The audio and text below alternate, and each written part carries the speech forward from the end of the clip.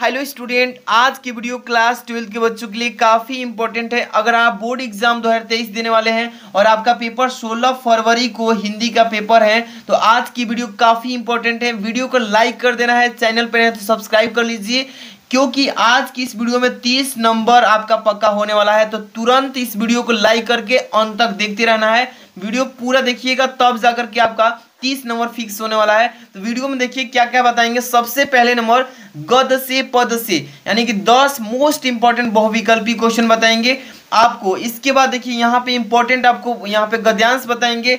गद्यांश कैसे लिखना है बोर्ड एग्जाम में, एक एक चीज इसमें समझाया गया है। इसके बाद इंपॉर्टेंट आपको यहाँ पे पद्यांश बताएंगे, जो कि बोर्ड एग्जाम में बार बार रिपीट कर रहा है। तो ये वीडियो काफी इंपॉर्टेंट है। सबसे पहले नंबर आपको महत्वपूर्ण बहुविकल्पी गद से बताते हैं पद से 10 क्वेश्चन। देखिए सबसे पहले नंबर इसमें क्वेश्चन है, साहित्य सहचर के लेखक कौन है। देखिए मैं इसमें आपको आंसर बताते चलूंगा डायरेक्टली, ऑप्शन नहीं पढ़ूंगा। साहित्य सहचर के लेखक कौन है, तो देखिए हजारी प्रसाद द्विवेदी जी हैं।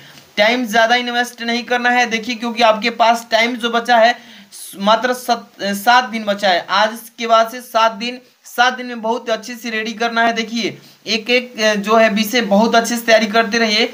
इसके बाद अगला क्वेश्चन देखेंगे, बालकृष्ण भट्ट द्वारा संपादित पत्रिका है, इसमें से कौन सी होगी। तो देखिए हिंदी प्रदीप है। बालकृष्ण भट्ट द्वारा संपादित पत्रिका कौन सी है, तो हिंदी प्रदीप हो जाएगा इसका करेक्ट आंसर, ठीक है ना। इसके बाद यहाँ पे चलेंगे अगला क्वेश्चन, तीसरा नंबर की हिंदी का प्रथम मौलिक उपन्यास है, तो परीक्षा गुरु कौन है। हिंदी का प्रथम मौलिक उपन्यास कौन है, तो परीक्षा गुरु हो जाएगा इसका करेक्ट आंसर, पहला ऑप्शन सही है। इसके बाद आगे चलेंगे 4 नंबर, सरदार पूर्ण सिंह किस युग के लेखक हैं। सरदार पूर्ण सिंह जो है किस युग के लेखक हैं, द्विवेदी युग के। आप लोग अच्छे से तैयारी रखिएगा, किस युग के हैं, तो द्विवेदी युग के हैं लेखक। इसके बाद अगला क्वेश्चन 5 नंबर, लिखा कि निम्नलिखित में से जयशंकर प्रसाद की कृति है। तो देखिए यहाँ पर ध्रुव स्वामी, आषाढ़ का एक दिन, इसके बाद कूटज, इसके बाद आत्मनेपद। इसमें से राइट जो आंसर होगा कूटज होगा। ये जयशंकर प्रसाद जी की एक कृति है। तो ये गद से 5 क्वेश्चन हो गए। यहाँ पे देखेंगे मोस्ट इंपॉर्टेंट पद से भी क्वेश्चन देखेंगे। 6 नंबर को जो क्वेश्चन आप देख रहे हैं ये आपका पद से है, काफी इंपॉर्टेंट है। देखिए क्षयवाद की विशेषता है, इसमें से कौन सी विशेषता, इत्य वृत्तांतमाकता, इसके बाद श्रृंगारिकता, श्रृंगारिक भावना, इसके बाद सौंदर्य और प्रेम, उपदेशात्मक वृत्ति। तो इसमें से कौन सा सही है, तो यहाँ पे देखिए आपको बता देता हूँ, जितने भी बच्चे इसका राइट आंसर बताना चाहते हैं बता सकते हैं, सौंदर्य और प्रेम। जितने बच्चे को याद है बता सकते हैं। इसके बाद आगे क्वेश्चन देखेंगे, निम्नलिखित में से कौन सा ग्रंथ भक्ति काल का है। भक्ति काल का पूछा गया है ग्रंथ, तो इसमें भक्ति काल का ग्रंथ सकेत है। क्या है, सकेत। देखिए ये हो जाएगा इसका सकेत, राइट आंसर।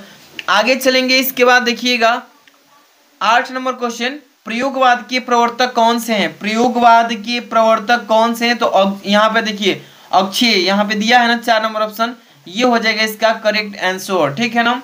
इसके बाद यहाँ पे चलेंगे अगला प्रश्न 9 नंबर, अनामिका के रचनाकार हैं। अनामिका के रचनाकार कौन से हैं, तो निराला जी हैं। यहाँ पे देखिए डायरेक्ट मैं आपको ऑप्शन का बताते चल रहा हूँ आंसर, ठीक है। इसके बाद ये लास्ट ये 10 नंबर क्वेश्चन, रीतिकाल का अन्य नाम क्या है। रीतिकाल का अन्य नाम श्रृंगार काल बोला जाता है, इसी को श्रृंगार काल इसी को बोलते हैं, ठीक है। तो ये 10 बहुविकल्पी मैंने बताया, जो कि वेरी वेरी मोस्ट इंपॉर्टेंट था और पेपर में हर साल ये पूछ रहा है, इसलिए इसको बताया गया है।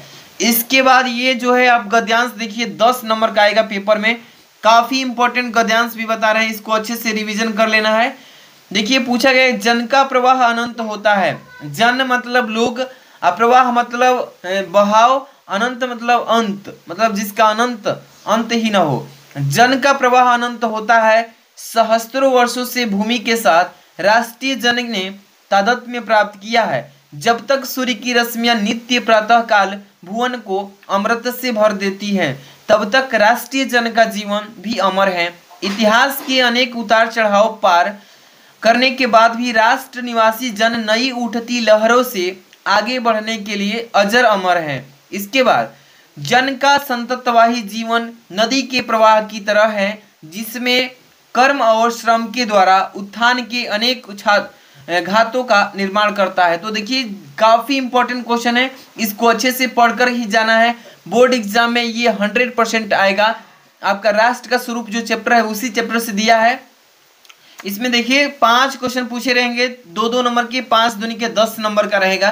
पहला उपर्युक्त गद्यांश के पाठ और लेखक का नाम पूछा गया है। इसमें रेखांकित अंश की व्याख्या कीजिए, जन का प्रवाह से तात्पर्य बताइए, राष्ट्रीय जन की किसके साथ तादात्म्य प्राप्त किया ये बताइए। इसके बाद राष्ट्रीय जन का जीवन भी कब तक अमर है। तो देखिए इसमें सबसे पहले नंबर क्वेश्चन का जवाब देने के लिए सबसे पहले आपको कैसे लिखना है बोर्ड एग्जाम में ये समझिए। पहले नंबर आपको तो संकेत डालना है। संकेत में डालेंगे जैसे कि बताया गया जन का प्रवाह अनंत लिखा है ना, तो इसमें से 2-3 वर्ड शुरू से और बीच में डॉट डॉट करके लास्ट में निर्माण करना होता है। इस तरीके से लिख देंगे, आपका संकेत हो गया। अब देखिए पहला प्रश्न पूछा गया था कि उपर्युक्त गद्यांश के पाठ और लेखक का नाम बताइए। तो यहाँ पे लिख देंगे शीर्षक का नाम। तो यहाँ पे राष्ट्र का स्वरूप वाला चैप्टर से इसको दिया गया है राष्ट्र के स्वरूप। लेखक इसके कौन है राष्ट्र के स्वरूप के, तो डॉक्टर वासुदेव शरण अग्रवाल जी हैं। तो इस तरीके से ये आप 2 नंबर का काम कर लिए। इसी तरीके से आपको अच्छे से लिखना है। आगे इसमें क्वेश्चन है रेखांकित अंश की व्याख्या कीजिए। रेखांकित अंश की व्याख्या कैसे करना है, देखिए इसमें लिखा है ना कि जब तक सूर्य की रश्मियां नित्य प्रातः काल भुवन को अमृत से भर देती हैं तब तक राष्ट्रीय जन का जीवन भी अमर है। तो ये जो है 2 लाइन्स हैं, इस लाइन का अंडरलाइन किया है, इसी का आपको वाक्य में प्रयोग, इसका भाव क्या है ये बताना है। देखिए यहाँ पे हेडिंग लगाएंगे, रेखांकित अंश की व्याख्या लिखेंगे। इस तरीके से लिखेंगे लेखक के अनुसार जब तक धरती पर सूर्य की रश्मियां प्रतिदिन धरती को अमृत रस से जीवन प्रवाह करती रहेगी तब तक किसी राष्ट्र और वहां के जन का अस्तित्व भी बना रहेगा। इसके बाद देखिए जब तक राष्ट्र की प्रगति के फलस्वरूप उसका अस्तित्व रहेगा तभी तक राष्ट्रीय जन का भी जीवन भी रहेगा। तो इसका आंसर रेखांकित अंश का इतना ही शॉर्टकट में देना है, टू द पॉइंट, जितना मैं कहा था उतना ही देना है। ये नहीं कि पूरे का आप अर्थ लिख दीजिए तो गलती हो जाएगा। जन का प्रवाह से तात्पर्य, जन का प्रवाह का मतलब क्या होता है, देखिए इसका आंसर लिखेंगे यहाँ पे 2 नंबर के बाद 3 नंबर है कि जन का प्रवाह का तात्पर्य है कि जन का प्रवाह देखिए अंतहीन होता है, मतलब ये कभी खत्म नहीं होगा। प्रत्येक राष्ट्र में निरंतर अनेक प्रकार के परिवर्तन आते रहते हैं। इसके उपरांत भी राष्ट्र के निवासियों की श्रृंखला निरंतर अबाध गति से चलती रहती है। तो ये 3 नंबर क्वेश्चन इस तरीके से लिख लेंगे। 4 नंबर क्वेश्चन देखेंगे। जितने भी बच्चे वीडियो को लाइक नहीं किए हैं तो लाइक कर दीजिए, चैनल को सब्सक्राइब करके बेल आइकन हिट रखिए। डेली आपको हिंदी की पूरी अच्छी से तैयारी कराया जाएगा, इंग्लिश की भी, फिजिक्स की, केमिस्ट्री, बायो, मैथ सबका यहाँ पे इंपॉर्टेंट क्वेश्चन मिलेगा। तो तैयारी के लिए चैनल को सब्सक्राइब कर लीजिएगा। देखिए 4 नंबर क्वेश्चन, राष्ट्रीय जन के किसके साथ तादात्म्य प्राप्त किया है। ये प्रश्न इसी तरीके से बोर्ड एग्जाम में सेम आएगा कि राष्ट्रीय जन ने किसके साथ तादात्म्य प्राप्त किया है। तो यहाँ पे 4 नंबर का आंसर लिखेंगे कि देखिए सहस्त्रों वर्षों से भूमि के साथ राष्ट्रीय जन ने तादात्म्य प्राप्त किया है। राष्ट्रीय जन ने तादात्म्य प्राप्त किया है। इसके बाद 5वां क्वेश्चन इसी में पूछा गया है कि राष्ट्रीय जन का जीवन भी कब तक अमर है। तो राष्ट्रीय जन का जीवन कब तक अमर है, यहाँ पे लिखेंगे 5 नंबर का आंसर कि राष्ट्रीय जन का जीवन भी तब तक अमर है जब सूर्य की रश्मियां पर पड़ती रहेगी, और रश्मियां मतलब किरणें कह रहा है इसमें, पड़ती रहेगी और समस्त प्रकृति एवं जीवों के लिए जीवनदायी अथवा अमृतत्व के समान सिद्ध होती रहेगी। तो ये 5 क्वेश्चन दिया है इसमें, ऐसे ही लिख देंगे, आपका 10 नंबर तैयार हो जाएगा। गद्यांश ये वाला जो है वायरल गद्यांश है, इसको अच्छे से पढ़कर ही जाना, तैयार कर लेना याद करके, तब जाना एग्जाम में। आगे चलिए, इसमें आगे हम एक पद्यांश बताएंगे, वायरल पद्यांश। देखिए काफी इंपॉर्टेंट होने वाला है ये पद्यांश। ये जो पद्यांश आप देख रहे हैं ना, ये 2000 देखिए सेट में, देखिए 2022 के DV 302 कोड में आया हुआ पद्यांश है। ये बार बार पूछ रहा है, ये काफी इंपॉर्टेंट पद्यांश है, अथवा में दिया है, इसको पढ़ के ही जाना। समझिए, देखिए यहाँ पे कह रहे कि सावधान मनुष्य, यदि विज्ञान है तो मैं तलवार तो इसे दे फेंक, यहाँ पे तजकर मोह स्मृति के पार हो चुका है सिद्ध है, तू शिशु अभी अज्ञान, फूल कांटों की तुझे भी नहीं पहचान, खेल सकता हूँ नहीं ले हाथ में तलवार, काट लेगा अंग तीखी है बड़ी यह धार। ये जो है आप देख रहे हैं ये पद्यांश है, ये किस चैप्टर से लिया गया है, और ये जो दो लाइन एक ही लाइन का अंडरलाइन किया, इसका रेखांकित अंश की व्याख्या करना है। सबसे पहले चलिए इसको कैसे हल करेंगे, पहले संकेत डाल ही लेंगे, सावधान मनुष्य डॉट डॉट करके बड़ी यह धारा, इतना लिखने के बाद आप देखिए ये जो आप पद्यांश पढ़ रहे हैं, ये वाला अभिनत मनुष्य वाला चैप्टर से ये पद्यांश दिया है। चलिए देखिए पाठ का शीर्षक लिख लेंगे इस तरीके से, क्या लिखेंगे कि अभिनव मनुष्य, ठीक है ना, अभिनव मनुष्य। इसके राइटर कौन है, तो रामधारी सिंह दिनकर जी हैं। ये 2 नंबर का कार्य आपने किया इस तरीके से लिख करके। अब देखिए इसमें कह रहा है, इसमें रेखांकित अंश की व्याख्या कीजिए। तो यहाँ पे देखिए पहले नंबर तो ये क्वेश्चन पूछा था कि शीर्षक एवं कवि का नाम लिखिए, तो लिखा ही गया, कवि मनुष्य को सावधान क्यों कर रहा है। तो देखिए यहाँ पे उत्तर लिखेंगे कि कवि मनुष्य को सावधान इसलिए कह रहा है कि यदि मानव ने विज्ञान के साधनों का दुरुपयोग किया तो वे मानव के विनाश का कारण बन जाएगा। तो यही है इस प्रश्न का उत्तर। इसके बाद अगला क्वेश्चन इसी में पूछा गया है, देखिए कि विज्ञान को तलवार क्यों कहा गया है, मतलब क्यों कहा गया है विज्ञान को तलवार।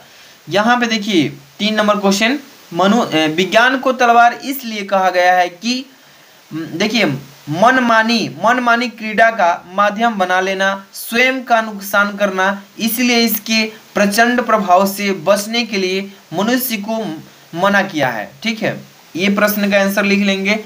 इसके बाद आगे क्वेश्चन दिया है इसमें 4 नंबर, मनुष्य को किस चीज की पहचान नहीं है।